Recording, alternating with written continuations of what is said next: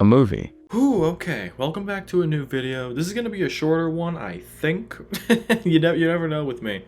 But today I'm going to be getting a little bit later than I hoped, because I saw this last week. But I'm going to review Materialists, the new movie from Celine Song. It's got Dakota Johnson, Chris Evans, and Pedro Pascal. That's pretty much the main cast here. There's a couple other people in this, but those are your main characters here. And I gotta admit, I'm gonna get right to the chase on this one. I really enjoyed this movie. there's not really a bunch that I have to say about it. This movie mainly follows Dakota Johnson. She plays a matchmaker in New York who is always trying to set up her clients with different dates. And while she's at one of her clients' weddings, she meets the groom's brother, who is played by Pedro Pascal, and during that same wedding, she reconnects with an old boyfriend of hers who was a waiter there, played by Chris Evans. And this trailer, I will say, very interesting trailer in terms of they really marketed it as like a throwback movie to things that like when Harry Met Sally, like that era of movies, like that don't really get made anymore, if I'm being honest. But this movie is actually not really that. It technically is a rom com. There are funny moments in it, but it is much more of a drama than a comedy in a lot of aspects. I guess right off the bat, I think Celine Song is a very awesome director. I really liked her last movie, Past Lives, but with this movie, it very much felt like her directing style and her writing style are very much coming into focus with this movie, and this is very much a slow burn. It's like around an hour 50, which, if I'm being honest, a little bit too long for this kind of movie for my personal preferences, but we are letting this movie basically simmer throughout this whole time. It's not really an explosive movie. In a very similar way to Past Lives, there's not really a bad guy in this. You know how in like most rom-coms you're gonna go, oh, which guy is she gonna go with, Chris or Pedro?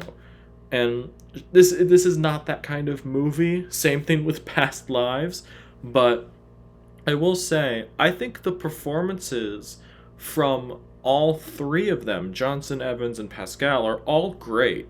Especially Chris Evans. I really ended up landing with him, and there's a very funny line, which it's probably not intentional, about his character's like a theater actor, and they ask how's the acting going, and it's directed towards Chris Evans. And as much as I like the guy, some of the movies that he's been in have not been great recently. And this is very much probably in terms of his acting, this is his best performance since Knives Out. In terms of Dakota Johnson, I like her in a lot of the things. She does bring a very weird vibe to this movie.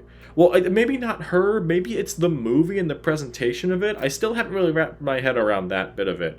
But this one, like, if this were like a heartbeat or something, it would be like a little like irregular. Like there's always something that's a little bit off about it, but I can't even really figure that out. And then we get to Pedro Pascal, which he has been everywhere recently. I like the guy. I don't mind that. He's in two movies back to back in July, Eddington and Fantastic Four, which is kind of crazy. But I will say, I did like his character and his performance, but I will say where the writing falters just a tiny bit for this is in his character. Both Dakota Johnson and Chris Evans' characters there's a lot going on with them. There's so much little details peppered throughout this movie about them that I really appreciated, and in terms of the acting, they really ended up bringing their A game. And Pedro Pascal also brought his A game to this, but there's like a tiny step down from his character compared to the other two, and I just want a little bit more from his character because he's not in it as much as Dakota and Chris in this. But other than that, I think the movie looks beautiful itself. Like the cinematography and production design really bring out the modern I think it's New York. I'm pretty sure it's New York. Correct me if I'm wrong. But it is a very sleek looking movie. Something that, like, again, we don't really get anymore with this kind of movie. I'm pretty sure it's shot on film as well, and it looks like it. It's a really beautiful looking movie. And with these kind of movies, I never really notice the sound design in them, but since I saw this in a theater, I might as well. I actually put a note down in it since I was like the only person in the theater for this. But I put down a little note saying, even in these wedding scenes, and there's always a bunch of people like going around, like even here, like they're behind it and they're moving all these dishes, like it's a catering company. You can always hear the conversations really clearly.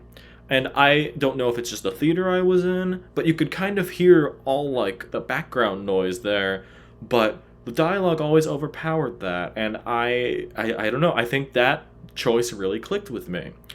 I think I mentioned this earlier. I think Celine Song's direction really is the shining star here for me, because even with Past Lives, that was like a really good scenario for your first movie. It got nominated for Best Picture at the Oscars. It was nominated for Original Screenplay. Like it was one of the best things that could happen to a debut film. And seeing this now and knowing what kind of the direction Celine Song is going in as a writer and a director, it makes me very excited to see what she could do next, especially since she got really good performances out of these three actors. And I have to admit, oh, also, I want to mention the score. Daniel Pemberton, who also, I guess, if you don't know that name, he actually does the music for the Spider-Verse movies. And he did a very good job with those. Very different score for this movie, but he also did a great job. And there's a song by Japanese Breakfast, I think, and I like that song as well. And even Baby Rose, I think her name is, a singer that I did not realize was that popular, actually appears in the movie as a wedding singer, and it was great to see her. I didn't expect that. She has a great EP with Bad Bad Not Good. If you haven't heard it, go listen to that. But yeah, overall, I really dug this a lot more than I thought I would, and I thought this looked good. I mean, back in my trailer reaction, I didn't really have a bunch to say about it, because usually when I'm just looking at trailers like this for movies that I am well aware enough to admit that is not exactly my forte in these, but I was really, really impressed with Materialists. I think it was a good look at, human connection and how we are always communicating with each other and what we want out of relationships, but it never jumped the shark. It felt very grounded in reality, and for this kind of movie, I feel like this is what I'd want out of something like that, like personally, and it's just a whole matter of expectations with this. And I had kind of high expectations, but since I liked Past Lives, but I was still kind of iffy on it. But I still really, really enjoyed this movie. So I am going to just go to there, pull up the title, and take down the copyright text so I can officially deliver like my grade for this. So I'm actually going to give Materialists an A-. This is one of my favorite movies of the year so far. Maybe, I would definitely say top 10, maybe top 5. I'm going to see, the vision's going to get more clear as time goes on, especially when we come to the end of the year stuff, which I'm going to talk about that. But unless we get a lot of bangers within the last, half of this year, expect this movie in my top 10. I really was surprised at how much I liked it, and yeah, this is really good stuff if you're into this kind of low-key movie making.